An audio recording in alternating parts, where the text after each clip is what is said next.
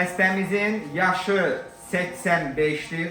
Belinde birinci fəqərəli sınıf vardır. Yaxından baxırıq, sağlam insanın fəqərəsi kvadrat və hündür olmalıdır. Amma bu gördüyümüz fəqərə hündürlüyünün 70%'ını azaldı. Yəni buradakı hündürlüyə baxın, buradakı qısalığa baxın. Kanyul vasitəsilə daxil olmuşuq.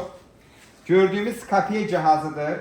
Skapiye cihazının nəzarəti altında Abdul bəyin iştirakı ilə biz nə edirik? Xəstənin fəqərəsindəki gedəcəyimiz istiqaməti təyin edirik. Xəstəmizin belində nazik kanyuldur. Görürsünüzmü? Hər hansı bir narkoz verməmişik. Xəstə oyanıqdır. Hər hansı bir kəskin ağrısı yoxdur. Və biz hal-hazırda nə edirik? Nazik bu qədər dəlikdən simentimizi vururuq. Bu bizim vuracağımız simentlərdir. Bunların hər birinin üzərində ölçü vahidi vardır. Nə qədər vurulacağını təyin edirik bunun əsasında. Baxırıq, daxil oluruq və indi ekranda Abdul bəy skapiyə zəhmət olmasa baxırıq oraya. Baxın o qara rəngli gördüyümüz olan siment maddəsidir.